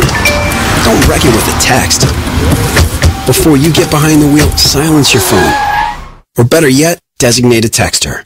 For more text-free driving tips, visit stoptextstoprex.org. Brought to you by the Ad Council and the National Highway Traffic Safety Administration. Green light. Hey girl, school zone. I'm getting hungry. Car changing lanes. You want to meet me for pizza? Stop sign. Intersection clear. Yeah, street. Pizza sounds good. Ballin Street? Girlin Street! It's hard to concentrate on two things at once, like texting and driving. Stop the text, stop the wrecks. How will you stop texting and driving? Tell us at stoptextstoprex.org. Brought to you by the National Highway Traffic Safety Administration and the Ad Council. You are listening to BeExposedRadio.com. Hey everybody, welcome back to Salacious Life with Dr. Wren. We have our special guest, our fearless leader, the one who is bringing us through. We have Monty here, the host of Talk Lately, which will be returning in early August. I'm going to say early August. Okay. Early August. And you can see us both at Roseanne Repete on August 19th. We will be doing live August 19th for Roseanne Repete. Tasmania. That's the island. So I read that there are no indigenous Tasmanians left on the planet. They are extinct as a race. But it say the population of Tasmania is 515,000. Right, but the indigenous they're not, right? So we were talking about places to visit because we were talking about being salacious in other countries because right now we are both single and we're aching for a vacation. You are listening to Be Exposed Radio. We're good. Go ahead. Okay. No, I just got confused for a second. Anyway, we were talking about interracial dating. Monty here feels that if the next Mr. or Mrs. Right is the right person for you, go for it. You need to be open to it. I'm with him there. I don't discriminate. as far as black, white, Asian. My personal preference is tall, dark, and handsome. Hey guys, tall, dark, and handsome. But I'm just saying. But I'm not discriminating, because if you're short and white, I'm with it too. If you cover the 5 F's. Again, 5 F's. Family, finance, friendship, food. I am not eating no bland food. So if you're a European and you don't know how to season your food, you're not the one for me. And fucking. Look, you got to break it down. I got to be so caught up in that dick that I can't think straight. But that's just my personal thing. What? I'm just saying. So we had Dante on the show before you came in. And Dante explained to us that he prefers white women because he finds that they're more approachable than black women. He found that he had more in common, even though he was raised by his black mother and his black grandmother, or black grandmother and aunt. I'm sorry, Dante, if I'm getting that wrong. He found that white women were more approachable. So he has children with a white woman. He had a long-term relationship with a separate white woman past his children, the relationship that he had with his children's mother. But he said that he would love to have a relationship with a woman from the continent. I know black men who have had relationship with black women and then gone on to white women. Like, I know black men who have had relationship with white women, and now they would prefer to deal with a black woman. I don't understand the big difference between us. Like, I have white friends. Like, we hang out, we do things, we stick our pinky fingers up when we drink our martinis. Like, we are so much alike. Like, I just don't see the big difference. What I do notice is, I mean, we talked about smells, so we may smell different. Yeah. I also there's a difference between the way I speak to my white counterparts and my black counterparts. And I think that's because there might be a comfort level difference. Although, when I was in the Dominican, I hung with 3 white guys. 2 white guys and a girl. One was from Canada, one was from the U.S., and the girl was from Canada, and they were together. We had a blast. Oh my gosh. I mean, I did have to use less Ebonics, but we had a blast. Absolutely. I mean, our communication flowed. I find that communication can vary based on region. Shout out to Nick. Shout out to Nick. By the way, shout out to Cola for happy hour today. I really appreciate it. We became friends. Like, he wants to go on a trip in December and everything, So, absolutely. Travel buddies are great. And I meet lots of people when I travel. But I think, like you said, like dialects and, what's the word I'm looking for? Colloquialisms are definitely based on region. And so, like, I'll travel to the South, or I'll travel to the Mid-South, which is very different, or travel to the West. And you know how I talk. Like, I think I speak pretty generically English. I don't have a lot of Ebonics. I don't have a lot of colloquialisms. Like, I just speak the way I speak. However, people don't always understand me. They'll say, oh, you're absolutely from the Northeast. We don't know what you're talking about. Because I actually use the right word for something. Like, I want this dialect. Bottle of water. And they're like, oh, it's not called a bottle of water here. It's called a whatever. So I think we have to be open to not only other races, but other regions. Like, to be, like, I met this guy from North Carolina. It took me months to understand what the fuck he was talking about. to unpack his language. What all day? I was like, what?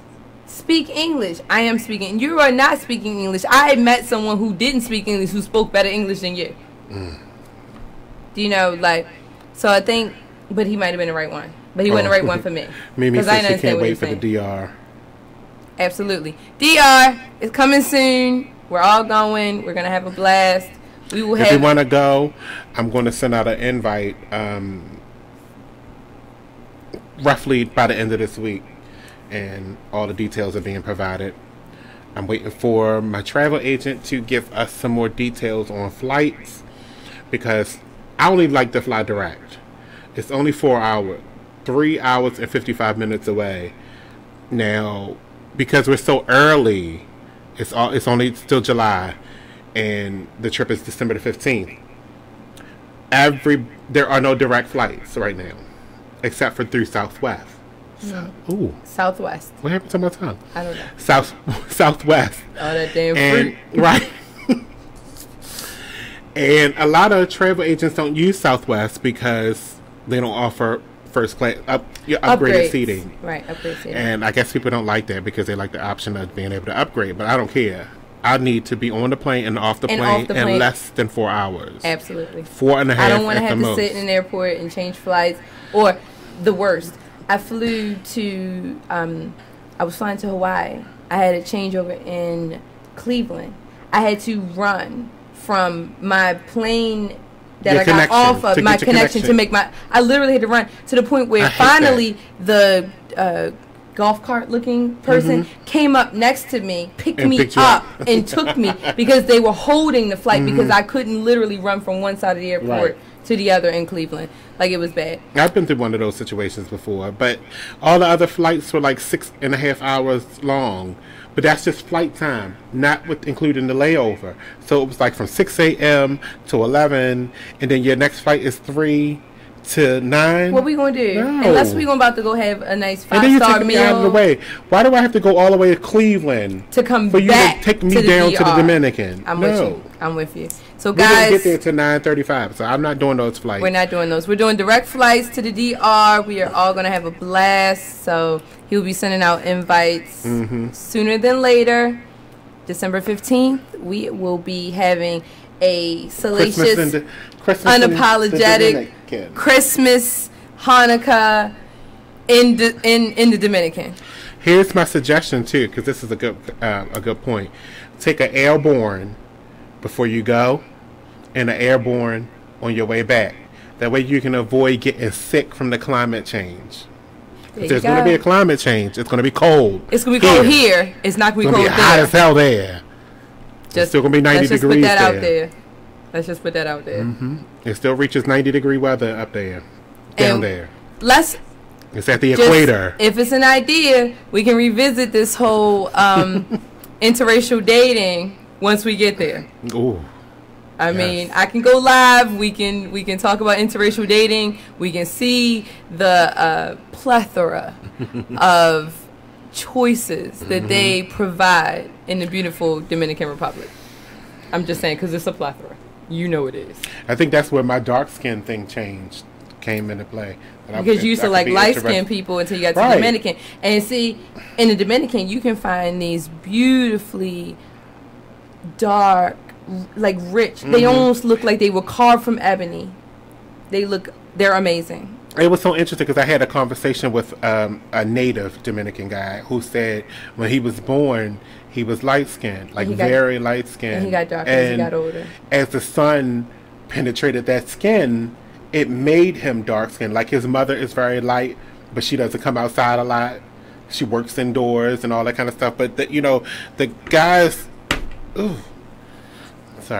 the guys actually work outside. A lot of their jobs are outside, so they become darker and darker and darker. I can feel it. I mean, I still got my tan line. And you've been back for like a month.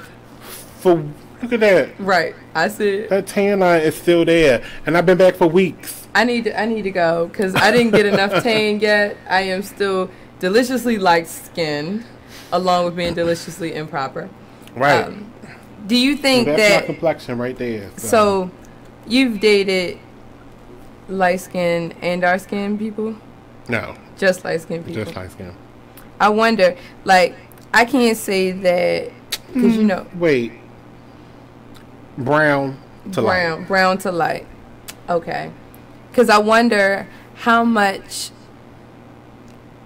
All right. So I read this article that says that women are shaped different depending on their ethnicity. Like even black women don't even, our gestational period is not as long as Caucasian women. Asian women have an even shorter gestational period than black women. Because they're smaller. Because they're smaller, right? And white women can have bigger babies, right? So I wonder, like, is the sex different? Because are we shaped different? Like, you know how there's a whole Mandingo thing? Like, these black men should have more than their white counterparts, or black women should be able to handle a certain thing that we couldn't. You know, like, I just wonder, but if, like, white women can have these bigger babies, then I would think they could take a bigger dick. That's... But I guess it's because their elasticity might be a little different. Right.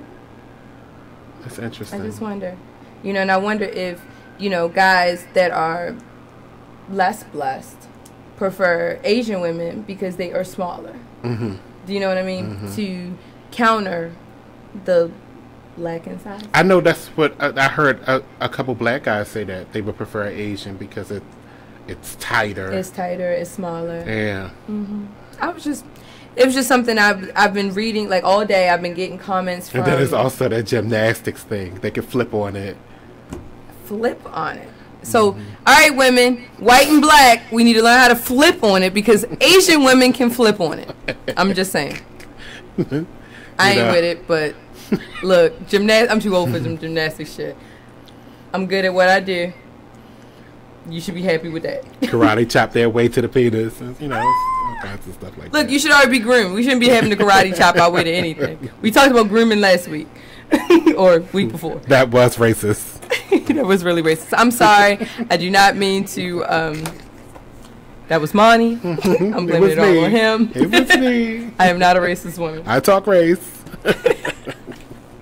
I can't with him. In a shady manner. Look, I think we all have our what's the word I'm looking for? Like pluses and minuses as a race. Do you know? Yeah. Like the one guy said he prefers white women because he can run their fingers through their hair. Well, apparently he's never been with me, because before I had locks, the guys I dated loved running their fingers through my hair, because this silky smooth curls it feels like nowhere fur. tonight. I already told y'all about my hair since Saturday.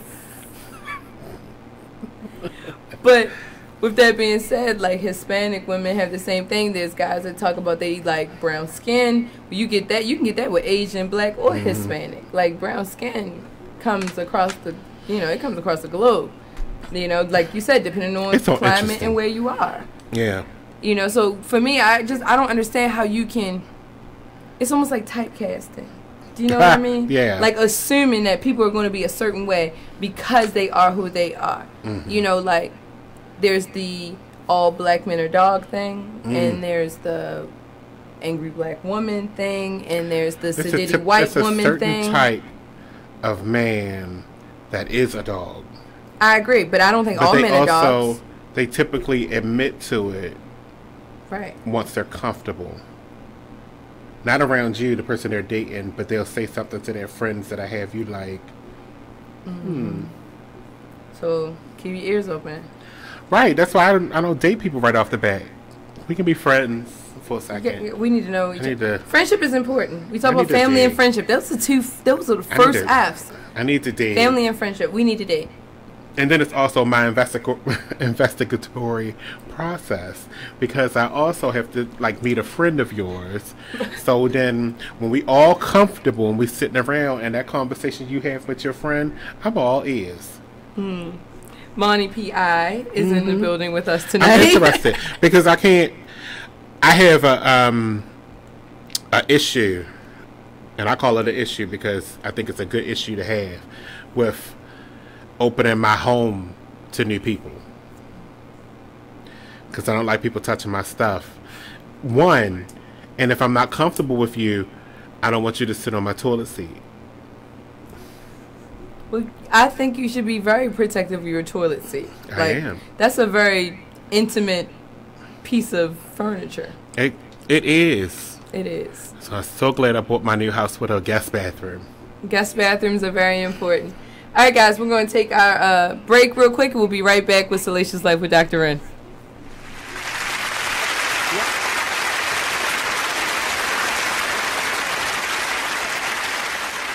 Check out this flashback of the Artist Exchange Radio Show on BeExposedRadio.com. If you had a dream venue, where would that be? Like, some people want to do Carnegie Hall or like a big stadium somewhere. I'm gonna go with Madison Square. I wanna feel that so building. So you just shoot for the moon. I wanna feel it. I wanna look out and just feel the vibration of all of those people there to be uplifted and all of that, because that's what I want to do for people. So are you dancing? Or are you... I want to implement that. I think I want to start doing some blocking. Like, not like, tear it up. But just like a, a little 1-2. Pal. A little, not voguing, but kind of the essence of it. Very posy and, hit the mark. Yeah, we're not trying to like bust out sweats. So that's mean you don't have the dance gene in you. I can dance. Okay. That's not what I want to do. I can dance. But I'm not, trying to get that. That's not my lane. I want to keep it really kind of a retro feel with like the new school with a retro feel. Like Okay. Little Banji Soul. Yeah. People gonna start using that. Right. And they should. Little Banji Soul. Yeah. But just mark it so people know, like, this was mine. This where it came from. Because, people was queens out here now that was princesses last week. They was princesses before my album dropped. Now they queen or something. I'm like, pinky up.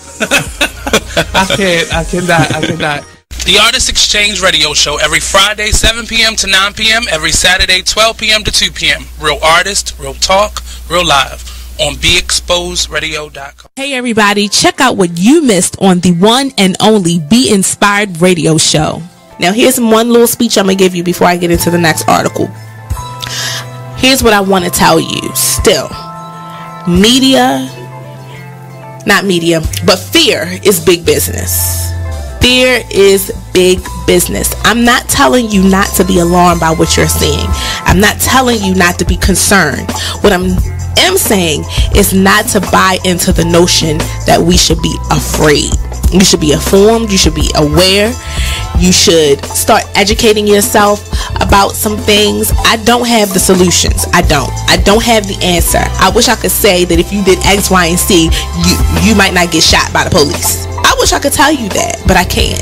But what I can say is just start making yourself aware of what's going on, but don't be so consumed by what you're seeing that you become afraid, that you don't want to go out. Or you become numb. That's a good point, Nate. Nate said, or you become numb to it, like you just don't care. So we need you to just continue to be in touch with what's going on, but educate your family, talk to your sons, talk to your daughters, because it's not just limited to men. We know from Sandra Bland, she was a young woman who was killed. And we don't want to say, we don't know all the details of what happened. You are listening to BeExposedRadio.com.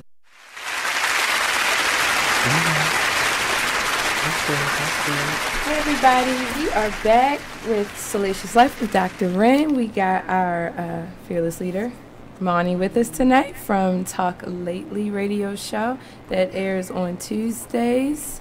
At 7 p.m. 7 p.m. He will be back early August, so look forward to that. And it's going to get vicious. August is going to be something else, because this person y'all put in office, he's losing it. 45. That person. Yeah, 45. I can't. He's losing it. And I'm going to be doing some in-depth. I don't even know what word I want to use, because I'm just going to tear him apart for the whole month of August. I'll be there. And then I'm taking a break again. I'll be there. They ain't paying us no attention. Okay, good. But yeah, I'm with it, because like some of the things, like, so this whole interracial dating came up because we were talking. There was a guy whose a white daughter was dating a black guy. He wouldn't let her go to prom. That was the original story that I read, and I was like, just because he's black, like, he won't let his daughter go to prom with him? Like, she ain't fucking him. She ain't marrying him. Where they live? Alabama or something? They live somewhere, in the Mid-South. That was wild. But it was like, so then I thought about my own backyard, and the things that go on here. And I thought about, like, my friends who have those beautiful mixed kids. And I thought about my friends who only date exclusively outside their race, and I thought about myself, who I am very inclusively dating anyone. So it's just so sad that we still, this country still has that deep divide. In 2017, we still have these deep Grand Canyon size divides in race. We also got outhouses, but nobody uses those either. They do. Why? Because they don't have plumbing. They need to. They should. We've had plumbing in the city of Baltimore for over 150 years. Right. I have a call. Sorry, who's on the line? This is Dr. Wren. Hello? Hello. Hello? Hello? Hello. Hello. Who's there? Who am I speaking with?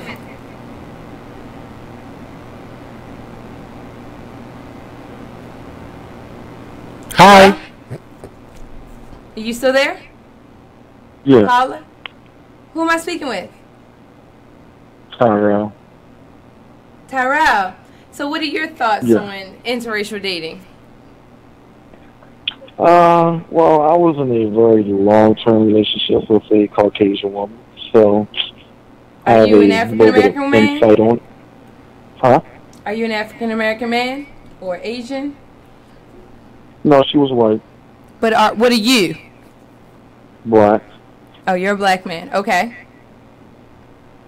Yeah, and I just have a little bit of insight because, I hear a lot of people talking about, the difficulties and also talking about, the differences. Differences, not saying I've dated a lot of different women, but I have dated black women, I've dated white women, and so on and so on. Do you have a preference? I don't see No, I don't have a preference. My preference is for women more. Just women. More about just more personality and some physical things that all women share. Mm-hmm. Ass and titties. But tight vagina. yeah, and a good credit score. But anyway. Oh, that's right. Oh, hello. Finance.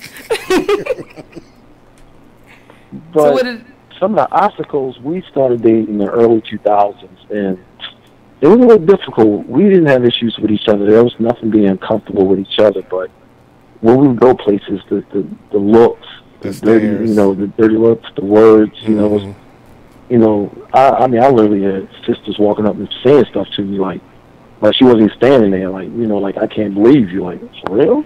What area do you live in? And to me, what area? Oh, Baltimore. All this is in Baltimore. Okay. Yeah. Wow, that happens here a lot. And the thing to me, I actually, had an argument with them. Like, I told her she's being disrespectful to a man. Because if you got someone you care about, you should have no concern what I'm doing over here. Because when I'm in a relationship, I have no concern with anybody else's. That makes a lot of sense. That really does. So I'm like, well, why would I be offended by what somebody else doing if I'm with somebody? Like, absolutely. And the difference is, I don't really think when it comes down to it, I don't think there are really big differences as far as the race, because the issues her and I had were the same ones that all my homeboys had, and all of them are dating nothing but sisters, and we would talk, and we all got the same arguments, the same beefs, we all had the same issues with our significant others, and all of them were dating sisters, so it's like, when it came down to it, it wasn't like, oh, it was a race thing, it was just, the same old male versus female thing. Mm-hmm. That makes a lot of sense. Well, thank you, Tyrell, for your insight. We are going to wrap up the show tonight, but we really appreciate your call, and feel free to call Dr. Wren at any time. All right, guys. Wednesdays at 9. Well, yeah, from between 9 and 11. Don't call doing Talk Lately, or don't call. No, please call. Feel free to call. Well, don't call me doing Talk Lately. Don't call me doing Be Exposed. Any of the other shows. But we really appreciate everybody's feedback, and this was a great show. I've learned a lot. I hope you have too. So we're going to end the night. But don't forget, love life, be brave, and live unapologetically. Have a good night. Thank you.